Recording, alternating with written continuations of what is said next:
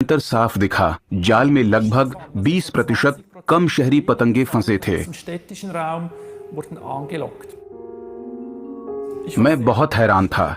ये जाना माना तथ्य है कि दूसरों की तुलना में पतंगे रोशनी से ज्यादा आकर्षित होते हैं, लेकिन ये अंतर हमेशा अलग अलग प्रजातियों में देखा गया है। एक ही प्रजाति के भीतर विविधता, ये हमने पहले नहीं देखा है। इस प्रयोग ने शहर के अनुरूप जीवन के वंशानुगत अनुकूलन का साफ सबूत दिया, शहरी इवोल्यूशन का प्रत्यक्ष प्रमाण। डच जीव विज्ञानी मेनो शिल्टहाउसेन के लिए ये निष्कर्ष एक बड़ी तस्वीर की पुष्टि करते हैं। एम्स्टर्डम में उन्होंने और उनके नागरिक वैज्ञानिकों के समूह ने इस बात पर चर्चा की कि क्या हमें जल्द ही शहर में जानवरों और पौधों के अनुकूलन का अधिक मात्रा में और बेहतर प्रमाण मिल सकता है। हम देखते हैं कि इवोल्यूशनरी प्रक्रियाएं शुरू हो रही हैं, जो अंततः शहर में रहने वाली नई प्रजातियों की उत्पत्ति कर सकती हैं या करेंगी। मेनो शिल्टहाउसेन जानना चाहते हैं कि ऐसा कब होगा। शहर में रहने वाले हर जीव में ये शहरी इवोल्यूशन दिखेगा। उनके व्यवहार में ये तेज बदलाव, उनके शरीर विज्ञान में और शहरी वातावरण में अपने जीवन को अनुकूलित करने के लिए उनके हाव भाव में। लेकिन शहरी लैंडस्केप के कौन से तत्व वन्य जीवों को अनुकूलन के लिए प्रेरित करते हैं? इवोल्यूशनरी जीव विज्ञानी जेसन मुंशी साउथ न्यूयॉर्क के पार्कों में पाए जाने वाले जानवरों के विशेषज्ञ हैं। वो वर्षों से चूहे या गिलहरियों जैसे जीवों के शहर में अनुकूलन पर अध्ययन कर रहे हैं। यूरोप के अप्रवासी इंसानों के साथ चूहों ने भी नई दुनिया की यात्रा की है। आज वो शहर के मेट्रो की सुरंगों में घूमते हैं। हालांकि अधिकांश कुतरने वाले जीवों की देसी प्रजातियां शहर को पार करने में दिलचस्पी नहीं दिखाती। इस भेद ने वैज्ञानिकों में दिलचस्पी जगाई।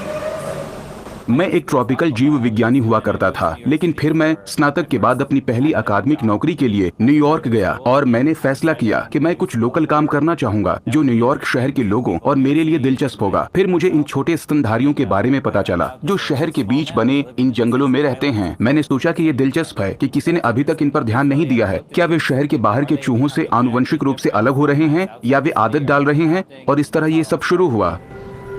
सेंट्रल पार्क 1873 में खोला गया था। यहाँ अब भी शहर के निर्माण से बहुत पहले से यहाँ रह रहे जानवरों की प्रजातियाँ हैं। स्त्री जा चुकी है और चंदेरी पुराण के खोए पन्नों में साफ साफ लिखा था कि स्त्री के जाते ही वो आएगा। अभी हम सेंट्रल पार्क के बीच में हैं। हम पार्क के उत्तरी छोर की यात्रा करने जा रहे हैं, जहाँ नॉर्थ वुड्स नाम का बहुत अच्छा जंगल है। वहाँ हम जाल डालेंगे। उम्मीद है कि सफेद पैरों वाले चूहे पकड़ में आए। जब मैंने पहली बार ये काम शुरू किया तो जिस एक चीज ने मुझे प्रेरित किया वो ये कि अगर आप न्यूयॉर्क शहर के मेट्रो का नक्शा देखेंगे तो उनमें मेट्रो लाइनें हैं, लेकिन फिर ये बड़े हरे आकार के आयताकार, अंडाकार और भी आकार के जो हैं वे पार्क लैंड्स हैं। उन्होंने इन्हें नक्शे पर रखा ताकि आप जान सकें कि वे कहाँ हैं। लेकिन फिर ये भी है कि वे कंक्रीट सड़कों, इमारतों और 85 लाख लोगों के समुद्र में बिखरे हुए द्वीपों की श्रृंखला की तरह हैं। तो एक तरह से अगर ये एक चूहे की तरह की प्रजाति है जो जंगल को नहीं छोड़ सकती, पड़ोस, इमारतों और सड़कों को पार नहीं कर सकती और दूसरी जगह नहीं जा सकती, तो ये जैविक रूप से किसी द्वीप पर रहने जैसा है। उनके संदर्भ में देखें तो ये किसी अन्य जगह पर अपने जीन को स्थानांतरित करने और फैलाने में असमर्थ होना है। और ये शहरी जगहें जहां एक बार आवाजाही कम हो जाती है तो ये एक छोटे द्वीप समूह की तरह काम करती हैं। यही शायद वहां फंसी कई प्रजातियों के एवोल्यूशन का कारण बन रहे हैं।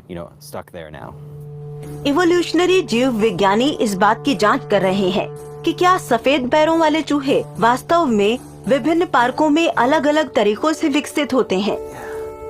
तो ये सफेद पैर वाले चूहों के लिए यकीनन एक अच्छी जगह है। वे लकड़ी के इन लट्ठों के बगल में रहना पसंद करते हैं ताकि पूरी तरह खुले में न रहना पड़े। वे इस लट्ठे के